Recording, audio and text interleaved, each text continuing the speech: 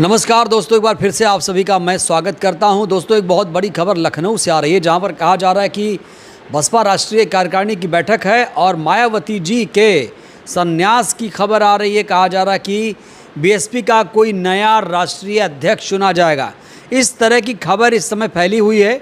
इसी पर बातचीत करने के लिए हमारे साथ हैं नरेंद्र भाई नंदा राजपूत, जो क्रांतिकारी हैं।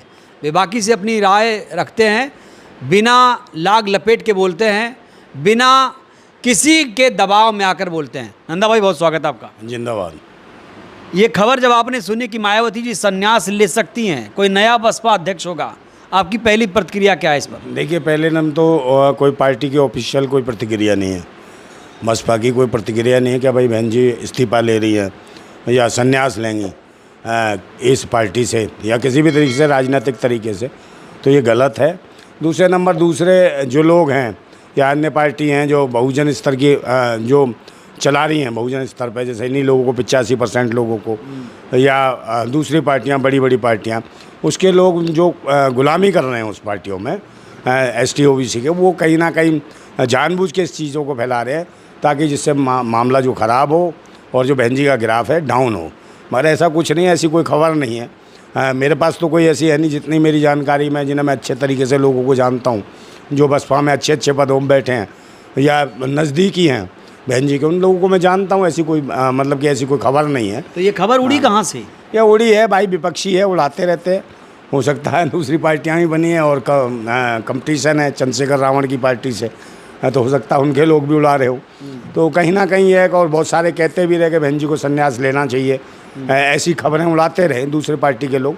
तो मुझे लगता है उसी का एक हिस्सा है ये जो खबर, जो है ना, अफवाह समझो आप इसको। ऐसी कोई बात नहीं कि बहन जी संन्यास लेंगी। और राजनीतिक व्यक्ति कभी, मुझे लगता है, मरते दम तक, आखिरी सांस तक संन्यास नहीं लेता। आज तक संन्यास नहीं है। राजनीति में किसी ने संन्यास लिया है क्या? ऐसी कोई खबर बता दो मुझे। कोई भी कैसा भी लीडर हो, जब तक से मतलब कि जाके चिता ना लग गई हो या कब्रिस्तान में ना पहुंच गया हो, तब तक कोई ऐसा नेता बता दो मुझे किसी भी कौम का जो राजनीति करता हो, जिसने कहा होगा मैंने संन्यास ले लिया राजनीति से। ये अफवाह है, इसे सभी को जानना चाहिए और मानना भी चाहिए कि ऐसा कुछ नहीं है। नंदा भाई, आपसे मैं इसलिए बात कर रहा हूँ क्योंकि आपने बहुजन राजनीति को करीब से देखा है, मानवर जी के साथ आपने काम किया है, उनको अपना गुरु मानते हैं। ऐसे में बसपा के ग्राफ को आप कैसे देखते हैं?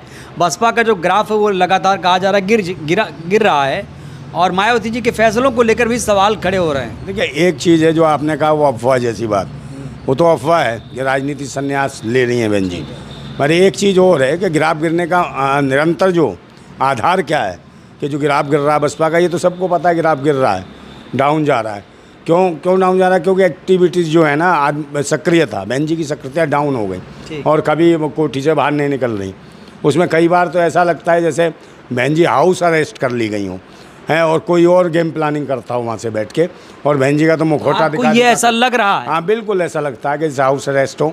जब से भाजपा सरकार आई है, वो उस तरीके से बाहर निकल के नहीं आ पा रही है ठीक से।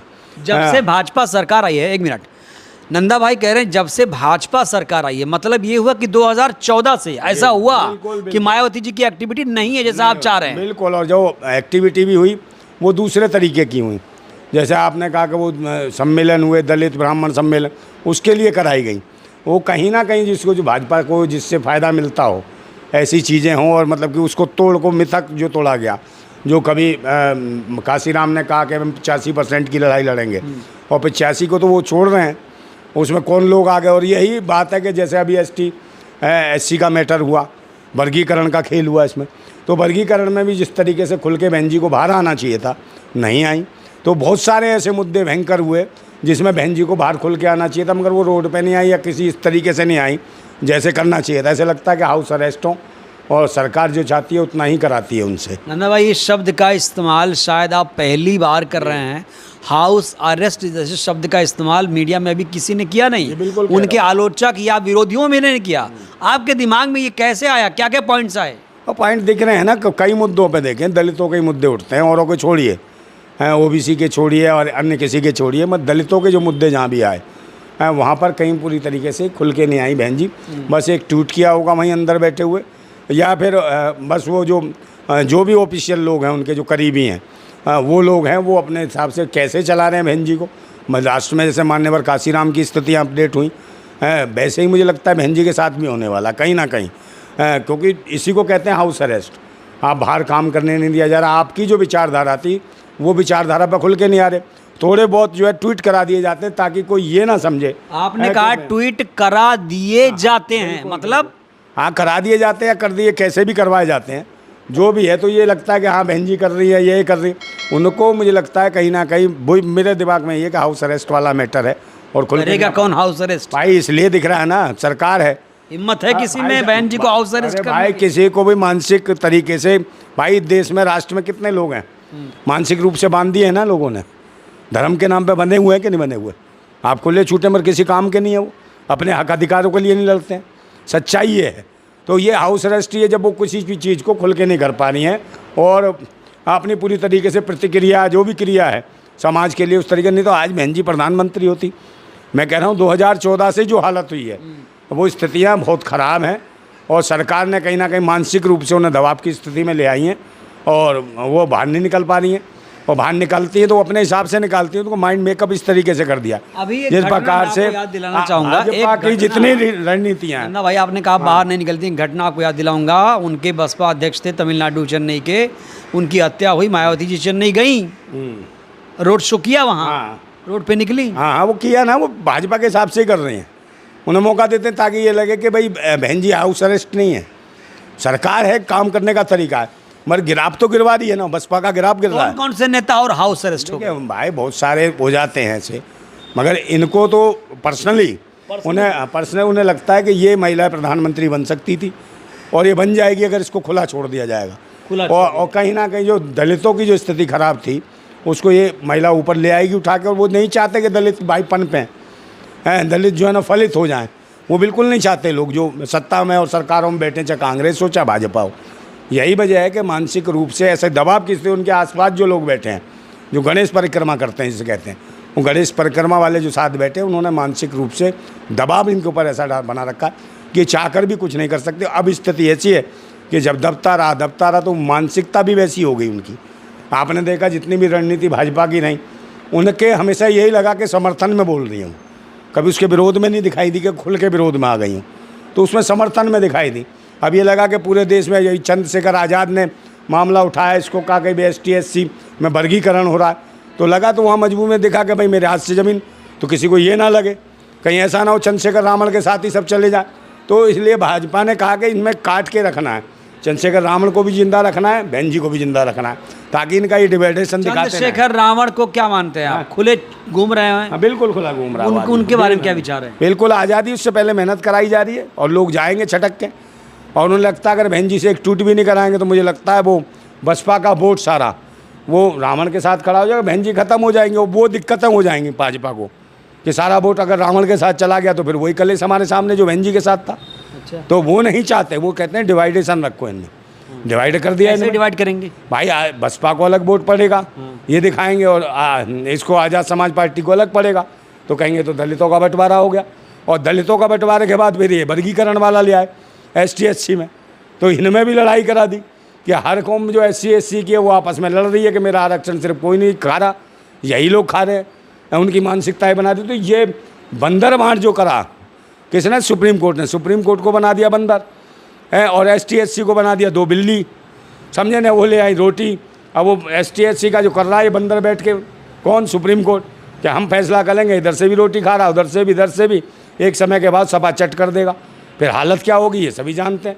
ये कुल मिला के वहीं मनुवादी व्यवस्था पे लाना चाहते हैं, ये चाहते हैं इनके मुंह में कुल्लड़ और पिछवाड़े पे झाकड़ बदे, उस स्थिति में देश को लेके जा रहे हैं। ये सबको दिख रहा है, सरकारी संतान 4th क्लास की। नंदा भाई, बहन जी इतनी बड़ी नेता हैं और 4 बार मुख्यमंत्री रह चुकी हैं, एक बड़ी पार्टी को लीड कर रही हैं, और इस तरह से अगर आप कह रहे हैं हाउस अरेस्ट हो जाएंगी, हाउस अरेस्ट हो गई हैं, तो मुझे तो नहीं लगता कि ऐसा हुआ होगा। उन्होंने साफ स्टेप स्पष्ट दिखाया है भाई, स्थितियाँ वो खुद अपडेट करते हैं।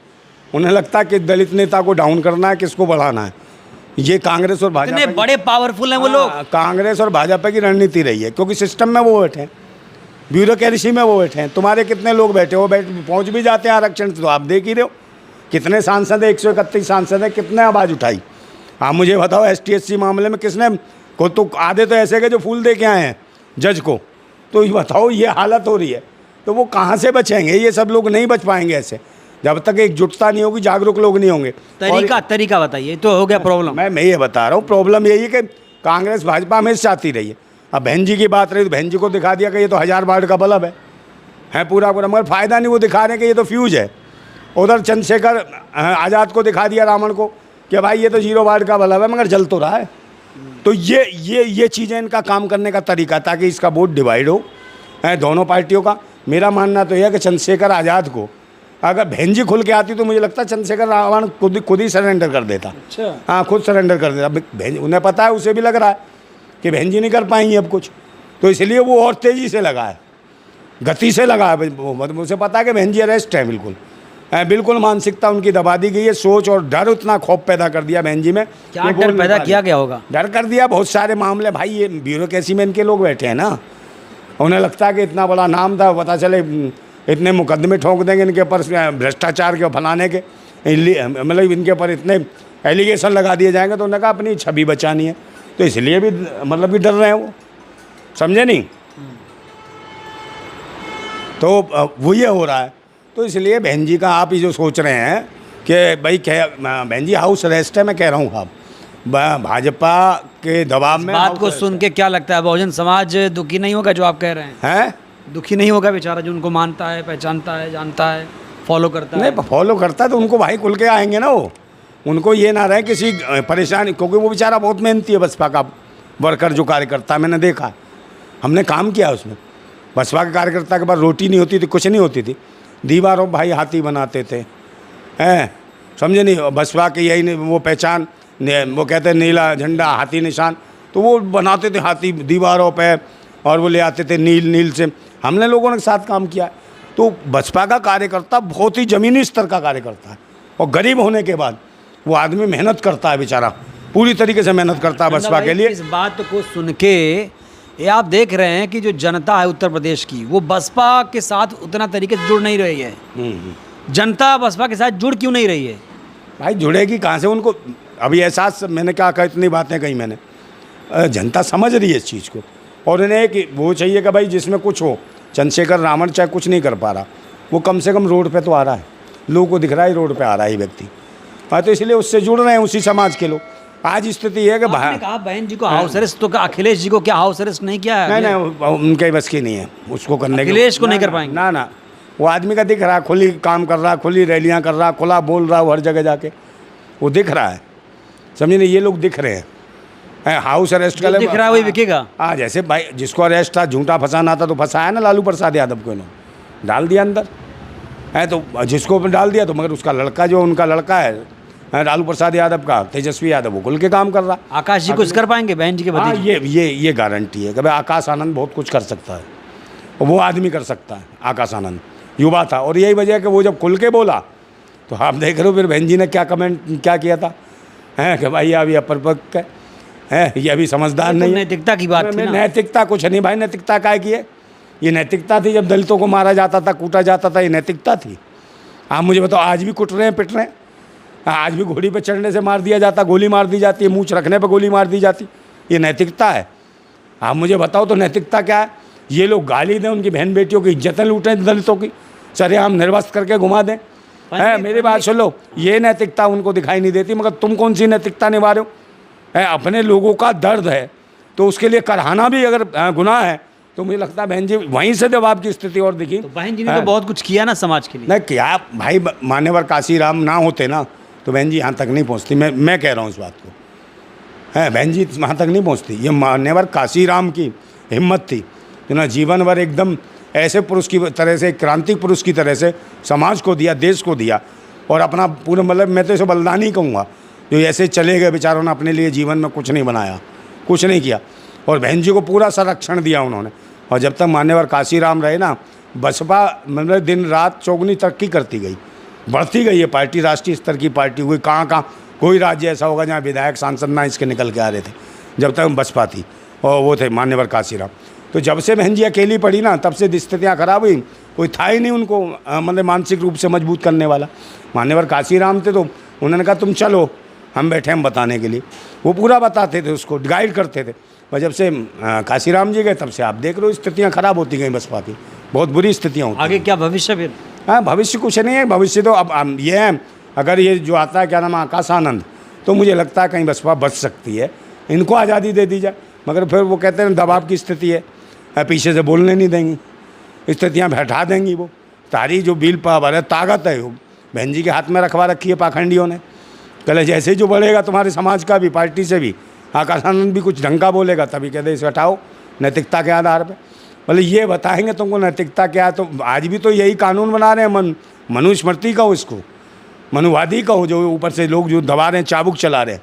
आपके मेन लीडर को कैप्चर कर लिया तो इसका मतलब क्या? हाउस अरेस्ट ये है उनके हिसाब से। नंदा भाई, आप तो कह रहे हो हाउस अरेस्ट, लेकिन हम फिलहाल मानने को तैयार नहीं। अब जनता पे छोड़ते हैं फैसला। नहीं, वही सच्चाई। जनता आपकी बातों से कितनी सहमत है, असहमत है, प्रतिक्रिया ज़रूर दीजिएगा। बहुत बड़ी बात कह दी है नंदा जी ने, और नंदा जी जो बात बोलते हैं तर्कों के आधार पर बोलते हैं, लेकिन आज इन्होंने पहली बार हमारे चैनल पर इस शब्द का इस्तेमाल किया है। मीडिया में कहीं इस शब्द की चर्चा नहीं है। मैं भी खुद सुनकर हैरान हूँ। हम भी सोचेंगे, मंथन करेंगे। बहरहाल आप क्या सोचते हैं, अपनी प्रतिक्रिया दीजिएगा ज़रूर। बहुत बहुत धन्यवाद, शुक्रिया।